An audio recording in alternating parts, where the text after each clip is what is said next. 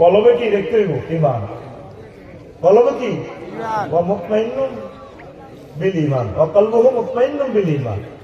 আপনাকে ধরি দুশ্মনেরা হুড়িয়েলাম, আয়নাগারও রাখছে, আমারও তো ফ্লাশ দিতে যদি নখটা টান দেশ আমি মানটা রাখতে ইচ্ছেন না, সাবাই দিল আপনার কোন বাইরে ভাই বাইক দিতে চাস রাহা করছি তুই সব লে যাবে আর সব লে যা, আরে ভাই মারিচ্ছে রে, আমি মাইরে এত ডরান ডরান।